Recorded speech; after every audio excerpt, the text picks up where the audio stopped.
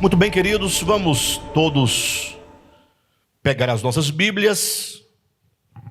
Quero convidar os irmãos a abrirem a Escritura no Evangelho de Lucas, capítulo 21. E hoje nós vamos começar a falar de um assunto extremamente urgente, necessário para os nossos dias.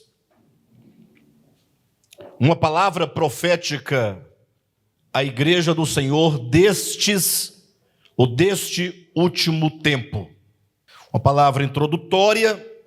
Acredito que, se tudo correr bem, se o Senhor nos permitir, nós seguiremos nessa série, uma palavra profética à igreja do Senhor deste último tempo.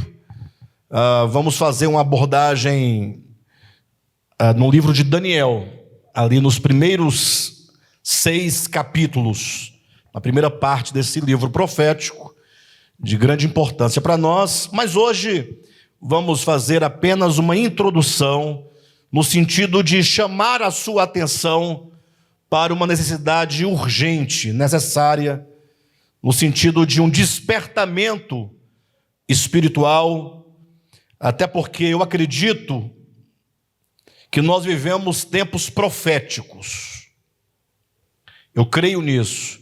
Não somente pelo testemunho da Escritura, que me parece muito claro, mas sobretudo pelo que se vê diante dos olhos, aquilo que nós estamos vendo.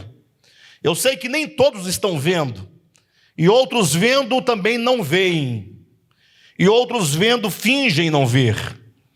Então eu creio que é preciso, mais do que nunca, que nós possamos ouvir a voz de Deus nos chamando à urgência desses tempos que vivemos. Fala-se muito do Apocalipse, né? Fala-se muito das trombetas do Apocalipse, e as pessoas deixam de atentar que trombeta na Escritura é sempre um chamado, é sempre um convite, é sempre uma proclamação. É como que Deus despertasse o seu povo, chamando-o para algo de extrema importância. Então, que o Senhor toque a sua trombeta e que nós ouçamos a trombeta do Senhor, no sentido de atentar para a sua voz, atentar à sua palavra e reagirmos positivamente diante de tudo que o Senhor está fazendo e de todos os acontecimentos. Lucas, o Evangelho de Lucas, capítulo 21. Vou ler aqui do versículo 7 até o versículo 11. Então nós tomamos do 25 ao 33. Como o capítulo é um pouquinho grande, eu quero abordar apenas uma parte dele, sem descontextualizar, evidentemente. Mas quero ler as porções do capítulo 21, versículos 7 a 11, e então versículos 25 a 33. Peço que os irmãos me acompanhem nessa leitura, dando atenção ao que o Senhor quer nos dizer. Amém? Glória a Deus. Versículo 7 diz assim: perguntaram-lhe: mestre, quando sucederá isto? E que sinal haverá de quando essas coisas estiverem para se cumprir? Então veja que aqui nós temos uma pergunta, ou que sejam perguntas extremamente importantes, cruciais. Lógico que no contexto imediato, por se tratar de uma profecia de duplo enfoque, uma profecia que tem o seu cumprimento parcial num dado momento da história, mas que terá então o seu cumprimento pleno num futuro escatológico. É o caso de Mateus 25, 24, 25, Lucas capítulo 21. Mas o fato é que são perguntas que chamam-nos a atenção para a questão dos tempos, para a questão dos últimos acontecimentos da história da humanidade. Há um texto, salvo engano, no Evangelho de Mateus, em que Jesus reprova e repreende ali os líderes da religião judaica, dizendo que eles pediam a Jesus um sinal, porém eles não tinham a condição mínima de discernir os tempos. Ou seja, embora aquelas pessoas que questionaram ao Senhor Jesus, Eles podiam discernir os aspectos climáticos, a questão da chuva, a questão dos tempos. Entretanto, eles não podiam discernir os dias finais, os sinais dos últimos dias. Jesus então repreende dizendo como que eles, mesmo sendo pessoas religiosas, eram incapazes de ter um discernimento acerca dos tempos. Mas Jesus, os discípulos aqui, em Lucas 21, pergunta a Jesus: Senhor, mestre, quando é que estas coisas acontecerão? Que sinal haverá de quando essas coisas estiverem para se cumprir? Versículo 8, respondeu Jesus: vede que não sejais enganados. E olha que nós somos enganados por muitas coisas. Hoje falaremos acerca de alguns enganos que procuram nos distrair dos tempos em que estamos vivendo. Vede que não sejais enganados, porque muitos virão em meu nome, dizendo, sou eu. E também dirão, chegou a hora, não os sigais. Quando ouvirdes falar de guerras e revoluções, não vos assusteis. Versículo 9. Quando ouvirdes falar de guerras e revoluções, não vos assusteis, pois é necessário que primeiro aconteçam estas coisas, mas o fim não será logo. Vamos atentar para o que o Senhor está dizendo. Quando vocês ouvirem falar de guerras, de revoluções, rumores de guerra, porque quando grandes acontecimentos começam a ter lugar na história, e olha que nós estamos vivendo tempos desses, com outros acontecimentos ainda em curso, mas nós cristãos, nós servos de Deus, temos uma tendência de ficarmos, de certo modo, apreensivos. Ficamos ou não? De certo modo, alguns ficam até apavorados, ficam desesperados, angustiados diante desses acontecimentos. E Jesus nos adverte dizendo, não vos assusteis, pois é necessário que primeiro aconteçam estas coisas, mas o fim não será logo. Então lhes disse, levantar-se-á nação contra nação, e reino contra reino. Haverá grandes terremotos, epidemias e fome em vários lugares, coisas espantosas e também grandes sinais do céu. Olha o versículo 11. Haverá grandes terremotos, para que você fique bastante contextualizado dentro do texto bíblico, ele diz epidemias. É o que nós estamos vendo diante de nós. E fome em vários lugares, coisas espantosas e também grandes sinais do céu. Versículo 25. Haverá sinais no sol, na lua e nas estrelas, sobre a terra, angústia entre as nações, em perplexidade por causa do bramido do mar e das ondas. Haverá homens que desmaiarão de terror e pela expectativa das coisas que sobrevirão ao mundo, pois os poderes do céu serão abalados. Então se verá o Filho do Homem vindo numa nuvem com poder e grande glória. Ora, ao começarem estas coisas a suceder, exultai e erguei a vossa cabeça, porque a vossa redenção se aproxima. Diga glória a Deus.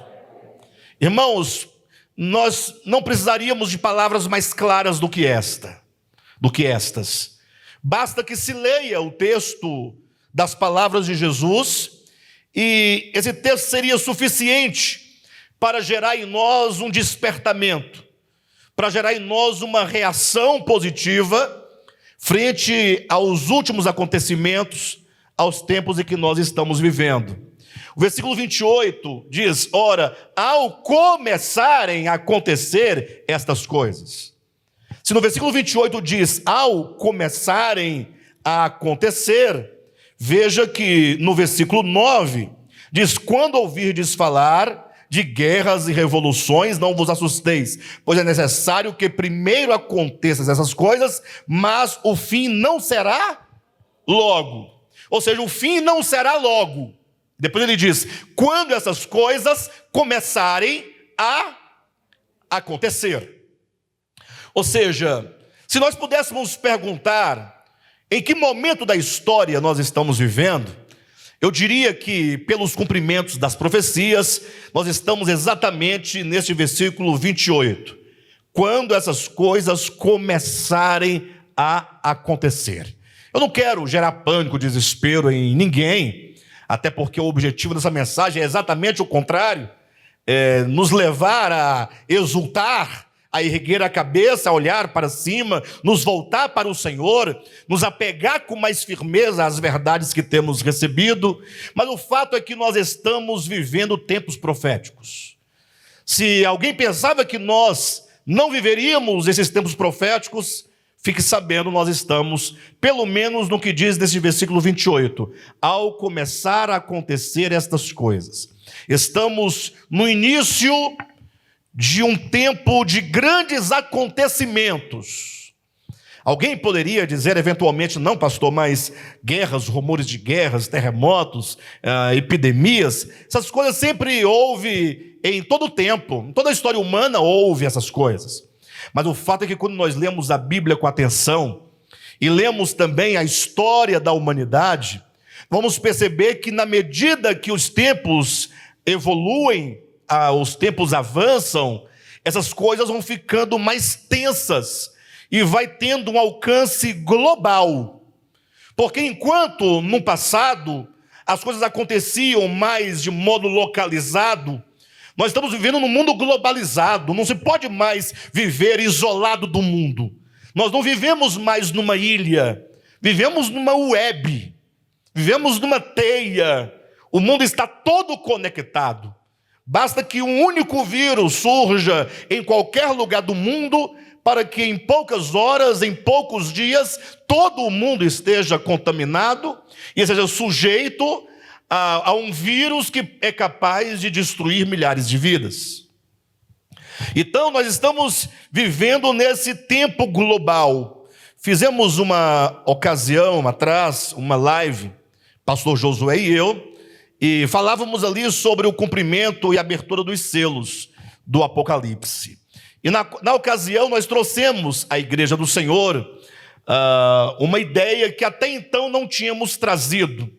A ideia de que esses acontecimentos, de que dizem Mateus 24 e 25, Lucas capítulo 21 e em outros lugares da Escritura, nós identificamos o começo do seu cumprimento pelo seu alcance global. Ou seja, sempre houve guerra. Mas a guerra, quando acontecia num dado espaço, num dado continente ou num dado território, ele só alcançava e devastava aqueles povos que estavam ali envolvidos. Hoje em dia acontece uma guerra do outro lado do planeta e nós aqui somos atingidos pela fome, pela miséria, pela pandemia. Ou seja, nós estamos vivendo, a igreja do século 21, nós estamos vivendo o começo do que se pode chamar princípio das dores. Eu sei que existe um grande interesse pela escatologia bíblica. Tanto é verdade que, se os irmãos observarem os vídeos mais acessados na internet, no nosso canal, sobretudo, são os assuntos escatológicos, né? Tem 1 milhão de acessos, 1,5 milhão de acessos, 2 milhões de acessos. Mas acontece que quando as pessoas leem o Apocalipse, ou leem os textos escatológicos da Escritura, elas não estão atentando para o que se deve atentar. Porque nós estamos tomados de um espírito especulativo e estamos voltando os nossos olhos para qualquer coisa que não tenha a devida importância e assim deixamos de olhar para o que é evidente. Jesus, falando sobre esses acontecimentos que marcarão a história, que servirão de sinal da parousia do Senhor, ele diz: quando essas coisas começarem a acontecer, É preciso que vocês ergam a cabeça para o céu, que vocês voltem o coração a Deus, que vocês exultem. Ou seja, não tenhais medo, antes vocês devem exultar. Que vocês não fiquem atribulados, angustiados, perplexos. Se os irmãos bem atentarem no capítulo 21, fala aqui de povos, de pessoas que ficarão perplexas diante dos acontecimentos. Mas quando Jesus se dirige à igreja, ele diz: ora, exultai, erguei as vossas cabeças. Em outras palavras, alegrai-vos. Alguém pode perguntar: ora, mas como pode se alegrar diante da miséria iminente, diante do caos iminente? É certo que Jesus não está dizendo para você se alegrar, nem você se exultar com a desgraça, com a miséria, com a epidemia, com a pandemia, com a morte. Ele está dizendo: olha, a grande esperança do povo de Deus de todos os tempos é certamente a instauração do reino de Deus sobre a terra. Mesmo no Antigo Testamento, todos os homens e mulheres do Senhor, de Deus, todos que viveram mesmo sem muito entendimento, sem muita clareza, mas todos viveram essa expectativa, essa esperança, como alguém que sabia de alguma maneira que o Senhor mais cedo ou mais tarde haveria de intervir na história humana, por fim ao sofrimento e instaurar um reino de paz, um reino de equidade, um reino de justiça, e assim glorificar o nome do Senhor. Então o Senhor diz: olha, vocês devem, diante desses acontecimentos, exultar, no sentido de que vocês podem ter a plena certeza e convicção de que o Senhor está às portas, de que aquele que disse que viria, ele virá, e não tardará. Entretanto, a grande questão é como nós nos posicionamos frente a esses acontecimentos. A questão é como que nós olhamos para os acontecimentos atuais e como diante dele nós reagimos. E aqui nós situamos exatamente o ponto central dessa mensagem. Olhe para cima. Os irmãos já sabem que é um tema inspirado no título de um filme que foi lançado recentemente pela Netflix, chamado Não Olhe para Cima. Não sei quantos dos irmãos tiveram a oportunidade de assistir, mas, por incrível que pareça, é um filme de comédia. E logo daí você começa a pensar: poxa, mas um filme cujo enredo principal é o anúncio de que um grande cometa está vindo em direção à Terra e que dentro de 6 meses aproximadamente ele vai colidir com o planeta e vai dizimar toda a vida no planeta. Um filme dramático, com um tema dramático, é uma comédia.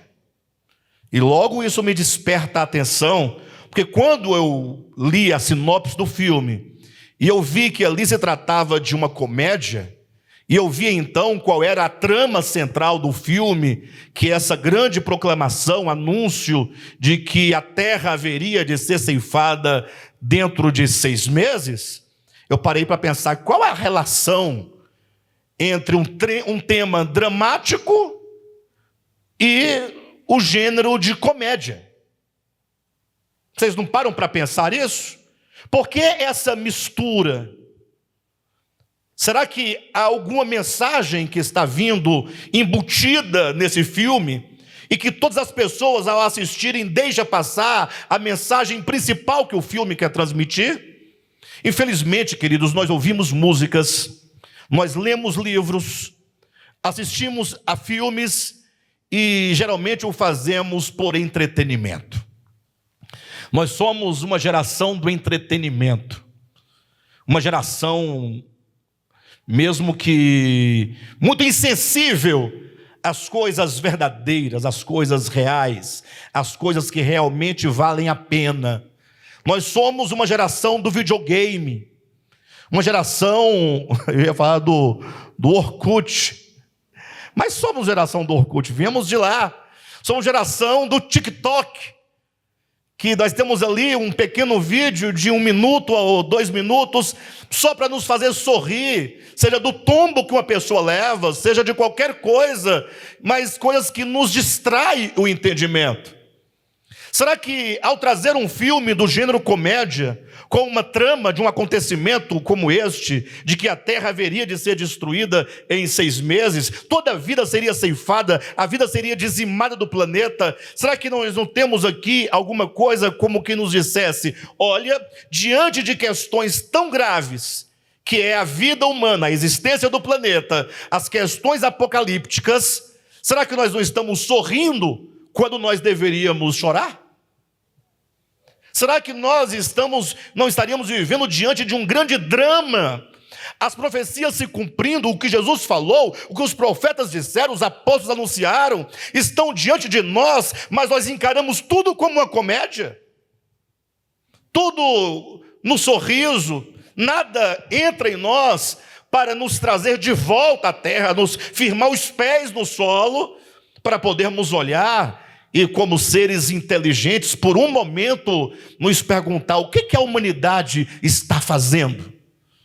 Ou, sendo um pouco mais apropriado, o que eu estou fazendo no meu tempo?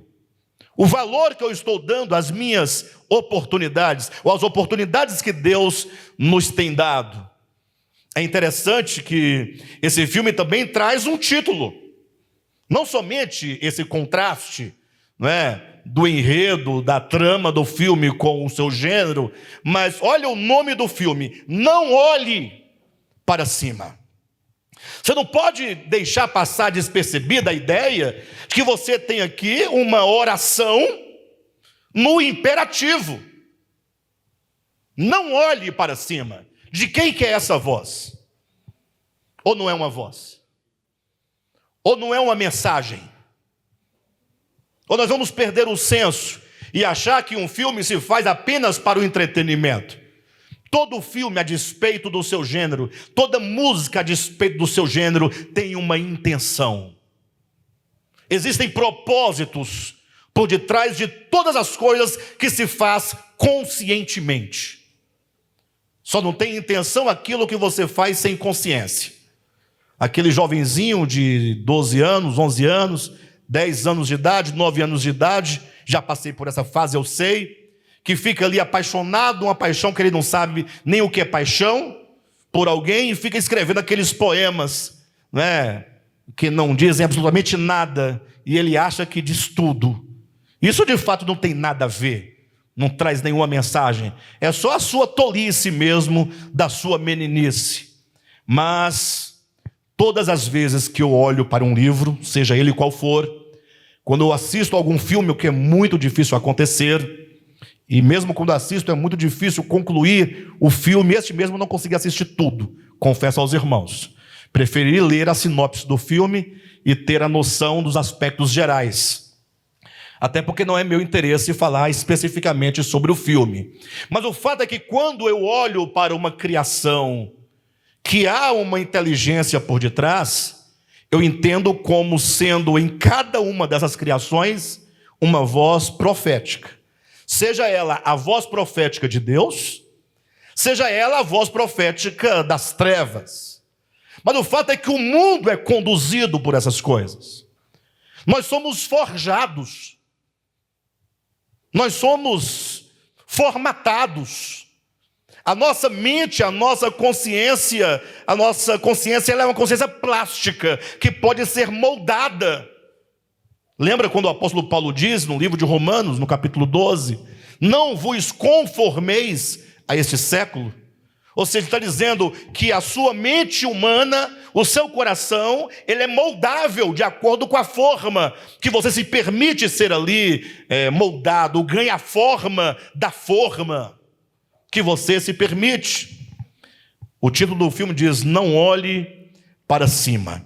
E por incrível que pareça, exatamente essa é a ideia do filme. Porque fala de 2 pessoas, 2 jovens, que tendo eles descoberto esse grande meteoro que haveria de colidir com a Terra, eles agora se veem na responsabilidade de advertir e de comunicar todo o mundo acerca do perigo iminente. Ou seja, dois jovens que tinham uma mensagem para o mundo. Agora eu pergunto para você, se você soubesse, vamos voltar, trazer um pouquinho do filme para a nossa realidade. Se você soubesse que a vida no planeta haveria de durar somente mais 6 meses e alguns dias, a sua vida humana mudaria em alguma coisa? É a pergunta que eu faço para você. Essa semana passada, morreram 2 pessoas importantes, do conhecimento da maioria das pessoas, foi o Olavo de Carvalho, que, salvo engano, ninguém sabe ao certo, teria morrido de Covid, e também morreu a nossa irmã Ludmila Ferber. E eu, quando me deparo com a morte, queridos, eu não tenho como não pensar nessas coisas. Os irmãos me perdoem, é muito recorrente a minha fala sobre morte, pastor Josué, mas eu não tenho como não parar para pensar. Semana eu pensei muito como vai ser a minha morte, né? Pensei muito como é que vai ser, não é? Assim, mas de todo modo, isso serve para nos falar uma coisa: olha, todos morrem, todos vão morrer de um modo. A Ludmila morreu de câncer, né? Não foi o vírus que levou ela. O outro teria morrido do vírus, coronavírus. Ou seja, se livrou do câncer, caiu no vírus. Se livrou do vírus, caiu no câncer. O outro morre atropelado. O outro não sabe por quê. Estava tudo certo, os exames tudo 100%, morreu também. Ou seja, a nossa vida mudaria alguma coisa se porventura você soubesse. O apóstolo Paulo, ele diz em 2 Timóteo, que os dias de sua vida estavam contados. Ele sabia que a sua morte era iminente. Pedro também diz isso acerca de si na sua epístola. Imagine que Deus revelasse a você, mostrasse a você: olha, Cadmo, você tem aí mais 30 dias de vida. A questão não é essa. A questão é: você mudaria alguma coisa nas suas relações, no seu viver, no seu trato para com o dinheiro, no seu trato para com Deus, no seu trato para com a família, para com o seu semelhante, para com seus vizinhos, para com seus desafetos? Alguma coisa mudaria ou você tocaria a vida como está aí? Olha o que Jesus diz para aquele homem que, tendo plantado no seu campo, em um dado ano ele colheu 2, 3, 4 vezes mais do que ele esperava colher. Ele estava diante não de uma pandemia, não diante de algo que lhe ameaçava, ele estava diante de uma riqueza, de uma prosperidade, de algo que veio ao seu encontro que lhe favorecia materialmente falando. E esse homem então teve uma ideia, falou assim: olha, eu vou fazer o seguinte, eu vou fazer novos celeiros, porque os celeiros que eu tenho não dá para guardar todo o mantimento, todo o cereal. E aí Jesus interrompe, Jesus entra na parábola, né? Jesus está contando a parábola, ele entra na parábola para então interrogar a este homem da parábola, dizendo: louco, esta noite te pedirão a tua alma, e o que tu tens preparado para quem será? Ou seja, sabendo aquele homem da parábola de sua morte iminente, será que ele estaria pensando em fazer novos celeiros? Vamos pensar nisso, queridos. Vamos pensar nisso. Quando o título do filme diz: não olhe para cima, e todo o filme, todo o drama passa por esse trilho como que uma mensagem: não olhe para cima. Embora aqueles 2 jovens tenham procurado de todas as maneiras advertir a sociedade americana e também todo o mundo, mas o fato é que havia um elemento crucial que é marcante no filme e que é nada mais do que um simples e mero espelho da nossa realidade. Havia ali um espírito de alienação plena em todos os setores. Desde o setor da política, da mídia, da imprensa, da ciência e até das massas. Todos estavam envolvidos em qualquer coisa, e mesmo tendo ciência da iminência da destruição do planeta, eles continuavam sendo distraídos. Olha a situação em que se encontrava enquanto o cometa se dirigia à Terra. As pessoas estavam preocupadas com uma certa cantora que tinha terminado o seu namoro com um certo indivíduo lá. Me parece que aquela astrônoma, né, que era uma candidata ao PhD, né, o seu doutorado, era a única pessoa que de fato estava preocupada com o que estava acontecendo, com o que estava para acontecer. Porque até o seu professor, ele estava também ali envolvido, preocupado, agindo, mas no meio ele se perdia por causa de um rabo de saia, não é? Mas de todo modo, essa é a ideia. Imagine só, Não Olhe para Cima. Não podia haver um título melhor para esse filme, para retratar a nossa realidade. Porque todos os dias, a todo momento, nós estamos ouvindo essa voz, dizendo: não olhe para cima. Olhe para o TikTok, olhe para os filmes pornográficos, olhe para o Chaves, que seja, olhe para qualquer coisa que distraia a sua atenção daquilo que é essencial. Ou seja, é uma voz que está ecoando. Esse filme está chovendo no molhado, ele está apenas dizendo o que está acontecendo. Mas se não houvesse o filme, tudo o que está dito está acontecendo conosco. É apenas uma maneira de falar assim: olha, vocês não estão vendo o que está acontecendo? Então olhe para o filme e você vai ver o reflexo da sociedade atual. Porque tanto no mundo político, no mundo midiático, no mundo da televisão, dos programas de entretenimento, das massas, o próprio mundo científico está interessado em qualquer coisa. Tinha até um indivíduo lá, dono de uma grande multinacional, né, que estava interessado em que, de fato, esperasse que o cometa se aproximasse o máximo possível, para destruí-lo somente quando faltasse poucos minutos, para que ele se despedaçasse e todos os elementos, os metais que tivesse naquele cometa fossem aproveitados para a produção tecnológica de ponta. Bem, de todo modo, queridos, vamos pensar nessa questão. Um grande cometa está, de fato, se aproximando da Terra. Não exatamente um cometa, mas vocês lembram da profecia de Daniel, capítulo 2? Vamos pensar um pouco no que está em Daniel, capítulo 2. Vamos tratar disso com maior propriedade em outras mensagens. Mas é dito que o rei de Babilônia teve um sonho de uma grande estátua com aspecto de imponência, de orgulho, de presunção. E o texto é claro: aquela grande estátua, no formato de um homem, representa todos os reinos. A totalidade da estátua fala da humanidade e dos reinos que compõem essa humanidade ao longo da história até dos últimos dias. Ou seja, fala-se do humanismo, fala da humanidade que agora se coloca como um grande homem poderoso, um grande homem invencível.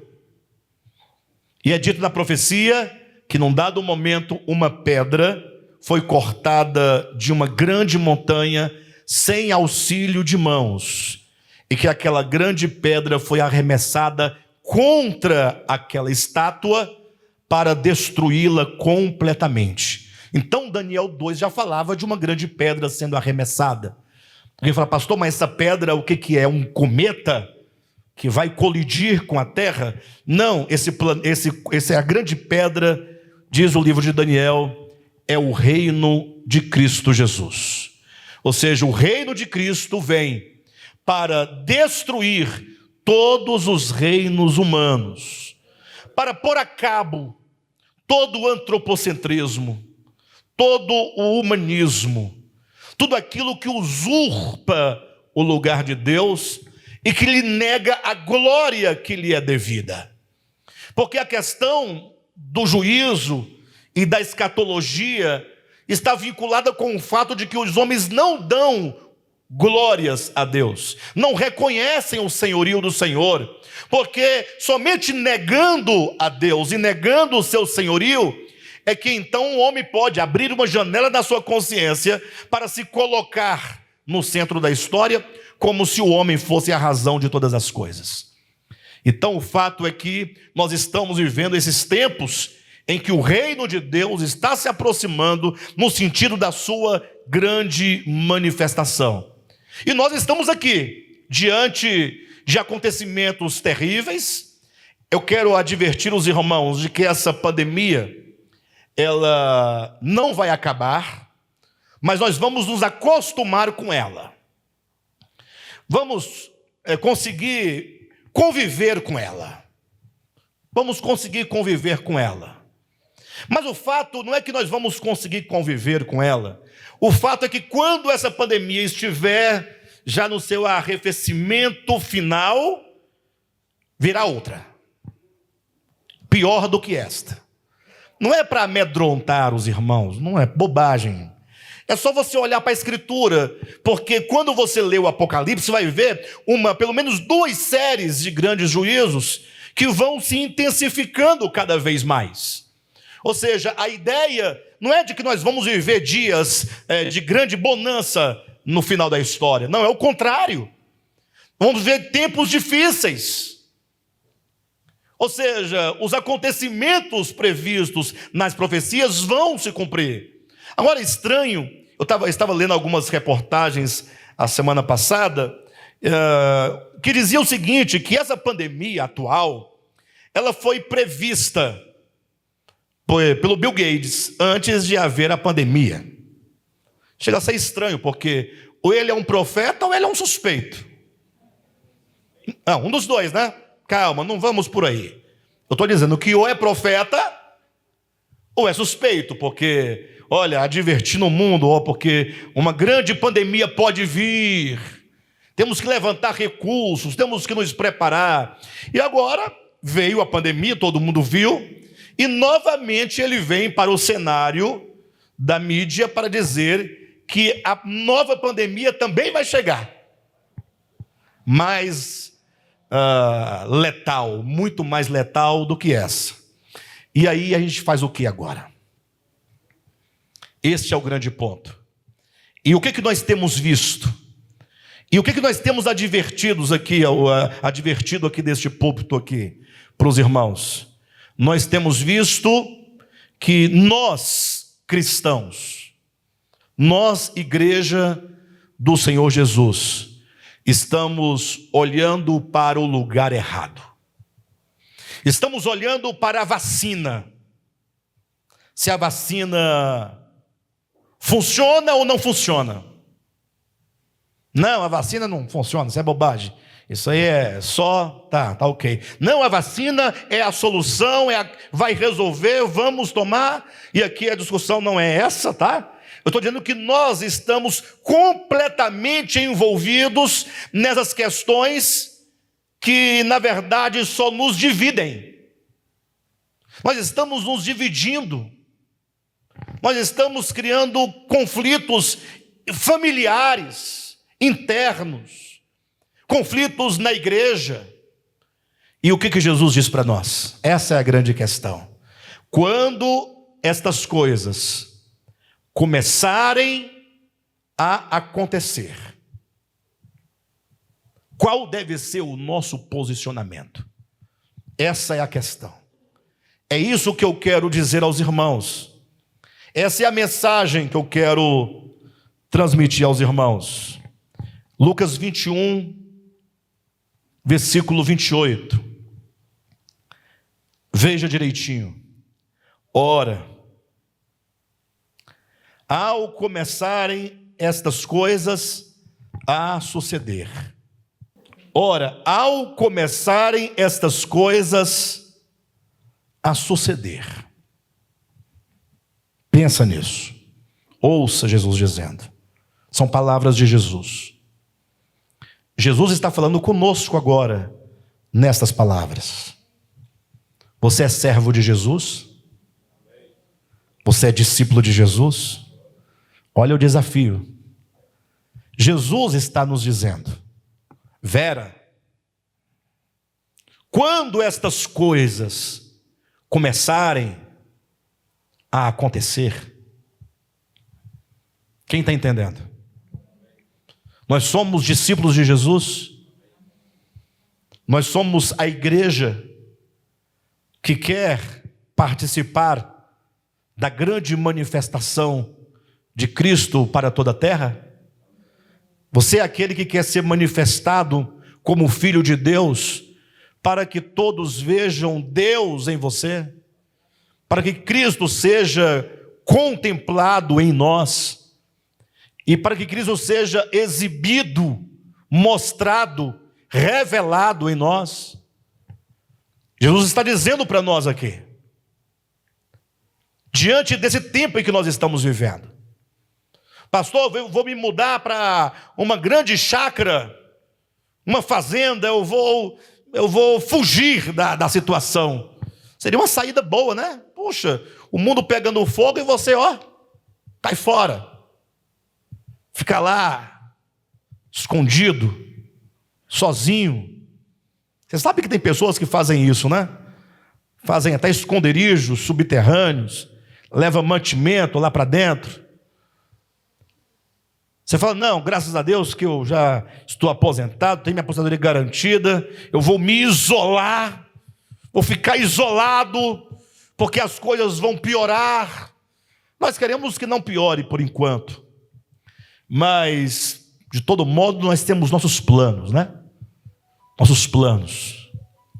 O que Jesus diz para você que você deve fazer quando estas coisas começarem a acontecer? Quando as pessoas não estão deprimidas, adquiriram várias síndromes, a síndrome do pânico, quantos não estão desesperados em face do que estamos vivendo? E é coisa simples, pelo que ainda virá. Pastor, você está profetizando? Não, eu estou dizendo o que diz a profecia do Apocalipse. Não é aqui uma tentativa de predição nenhuma. É só você ler Apocalipse capítulo 4 em diante. Mais precisamente capítulo 6 em diante. E você vai perceber como que as coisas vão se suceder uma após a outra. Agora, a grande questão, e essa é uma responsabilidade nossa enquanto ministério, é conversar com os membros, esses imediatos que aqui estão, e se essa voz puder alcançar outras pessoas que estão fora do nosso cuidado, até porque o tema da série é uma palavra profética à igreja de Jesus neste último tempo. Então, transcende, ultrapassa os limites do DEVAP. A nossa grande responsabilidade é orientar os irmãos no sentido de como nós devemos proceder. Eu estou dizendo para os irmãos como nós devemos proceder diante do tempo. Quem está entendendo? Pastor, qual que é a direção? Jesus nos dá. Ele diz assim: quando, versículo 28, ora, ao começarem estas coisas a suceder, vírgula, exultai. Exultai. Quem é capaz de exultar? De que natureza é essa exultação? A palavra exultar, se você tomar a raiz dessa palavra, é erguer-se, levantar-se. Erguer-se. Eu, nessa tarde, hoje à tarde, lendo esse texto, fui ao grego: exultai, erguei, levantai. Não tinha como não vir à minha mente a ideia da parábola das 10 virgens. que esperaram o noivo, e o noivo tardou, e todas foram adormecidas, tomadas de profundo sono. Mas de repente bradou-se a voz: eis o noivo.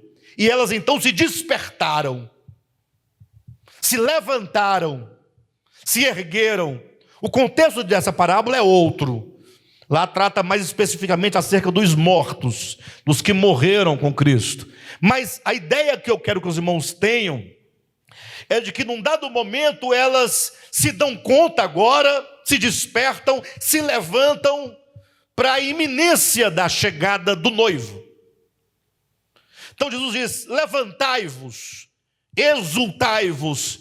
Ora, se ele diz exultai, ou levantai, ou erguei-vos, é porque ele está dizendo que nós estamos vivendo como? Acomodados. Estamos, de certo modo, anestesiados. Estamos tomados pelo entretenimento, pelas facilidades da vida. Estamos enredados pelos nossos sonhos, pelos nossos planos que não incluem a manifestação do reino de Deus. Porque nós temos planos, não temos, irmãos? Sim ou não? Se você não tem plano, você está morto, meu irmão.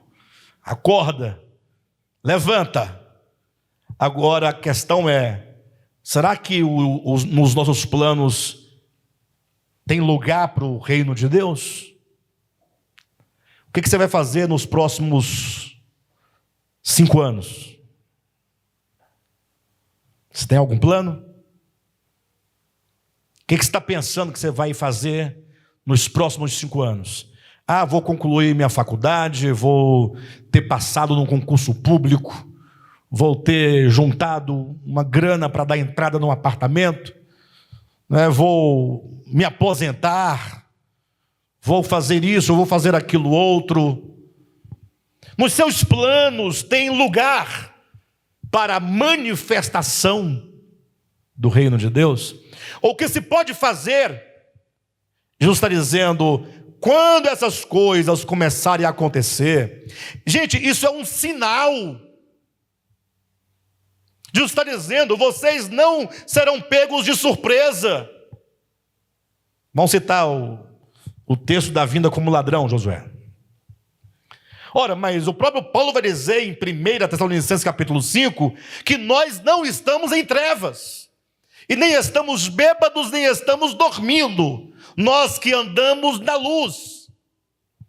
Ou seja, se você está na luz, se você está em Cristo, se você está na verdade, efetivamente, você não será pego de surpresa.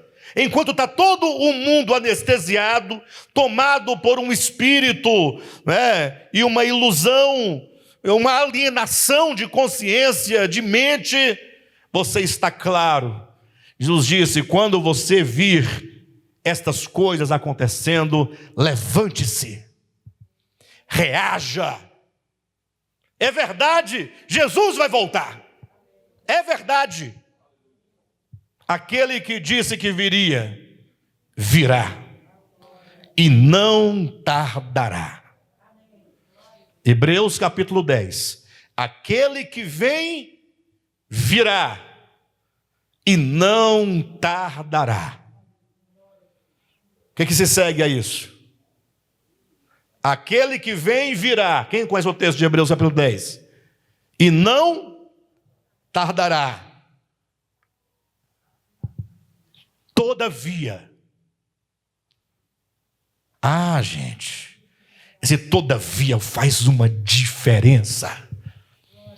Porque no primeiro momento é uma informação: aquele que vem, virá, e não tardará.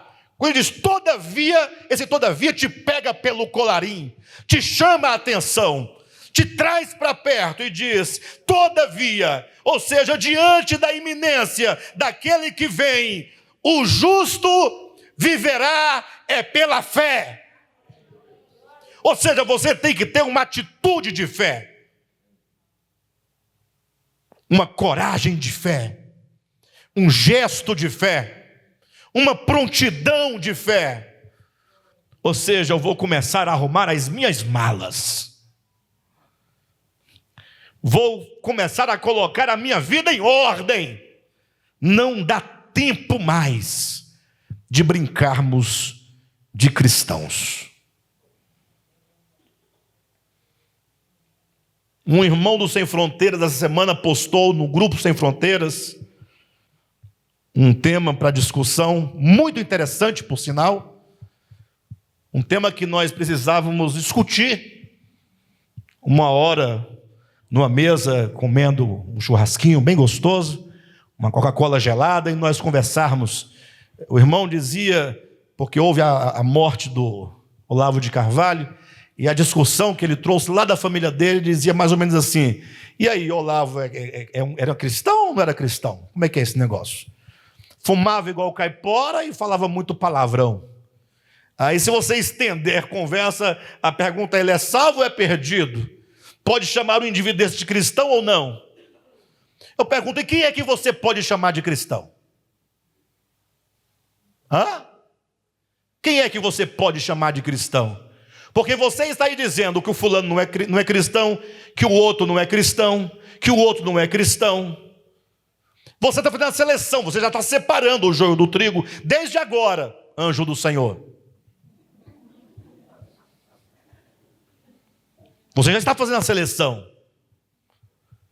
Cristão, irmãos, cristão é aquele que ama a Jesus. Ama a Jesus. E porque ama a Jesus, guarda a sua palavra. Jesus disse: aquele que me ama, guardará a minha palavra. Você não é cristão porque você um dia entrou dentro de uma bacia com água. Nunca foi. Mentiram para você. Não, pastor, o meu não foi na bacia, não. Foi no rio, com água corrente. Muito menos. Não tem água de bacia, de córrego, de riacho, de rio, do oceano, que possa purificar o teu coração dos pecados. Só o sangue de Jesus. Só a morte de Jesus. Mas também não é uma morte meramente crida, é uma morte experimentada. É quando você, à semelhança de Simão, toma a cruz e a carrega com Jesus. Aí sim, cristão é aquele que ama a Jesus. Mas quão difícil hoje em dia está a ideia de amar a Jesus. É lógico que todo crente sem futuro vai dizer que ama Jesus. Mas é balela, palavras soltas ao vento. Porque amar a Jesus não é cantar uma música de uma nota só, 10 minutos, intercalado com gemidos engruídos, com a bandeira do Brasil nas costas. Isso não é amar a Jesus. Pastor, amar a Jesus. Amar a Jesus deve ser ficar com a mão no coração, chorando: eu amo Jesus, eu amo. Para de bobagem, desse teatrinho idiota, bobo, sem futuro, que Jesus não entra nessa. Ele não entra nessa. Você só engana mesmo, não sei nem quem. Acho que nem a você mesmo engana. Amar não é sentimento. Se amar fosse sentimento, não haveria na Escritura um mandamento para amar. Quando diz: amarás ao Senhor teu Deus, não é um mandamento? E já viu o mandamento gerar sentimento no outro? Mandou, então, estou amando. Aquele sentimento que você sente quando diz: eu estou apaixonado, Os crentes querem convencer a Jesus assim: eu estou, aí chora.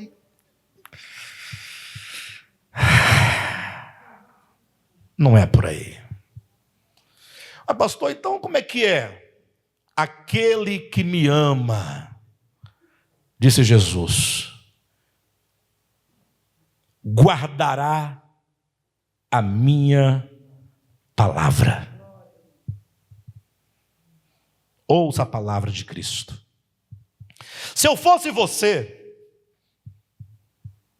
eu leria todas as palavras de Jesus. E até para ajudar, compraria uma Bíblia cujas palavras de Jesus venham gravadas em vermelho, para você lê-las sem a dificuldade de ter que encontrá-las. As palavras de Jesus, uma por uma, e comece, mastigar, orar, se arrepender, clamar, para que essas palavras sejam metabolizadas na mente, no coração, na alma, e elas então, nesse processo de metabolização espiritual, se tornem espírito e vida. Aquele que me ama guardará a minha palavra. Eis o estatuto de um verdadeiro cristão. Não há outro. Mas não é questão de obrigação, dever, aguilhão.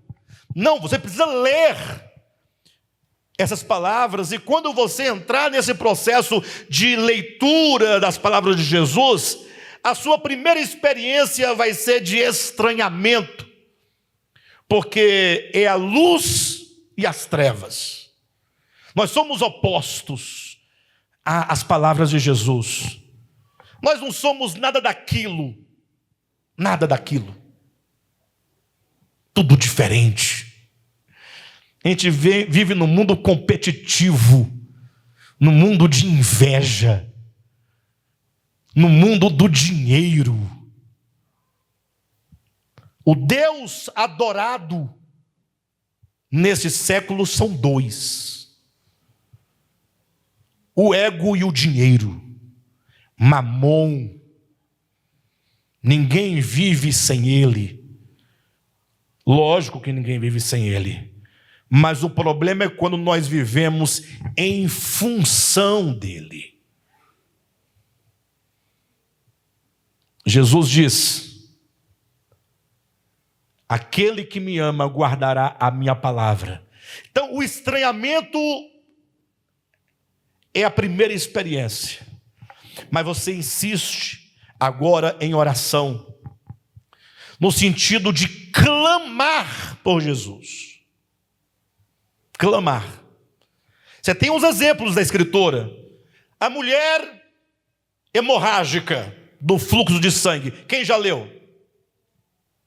Vocês sabem quem é aquela mulher? O nome dela? Quem já leu a Bíblia 30 vezes, já encontrou o nome dela na Bíblia? Tem lá. Tem o nome dela lá. Vocês nunca leram? Irmãos, quem já leu o texto da mulher do fluxo de sangue? Já leu? 4 pessoas, 5, 6, 7. Vocês não viram o nome dela? Só ficou com pena dela, né? Coitada dessa mulher. Pode até ser que alguém diga: ainda bem que eu não sou mulher, sou homem, para não ter um fluxo desregrado, contínuo. É o nível da nossa leitura. O nome dela está lá e você não viu. Vera, vou te falar o nome dela. Vera Ricardo.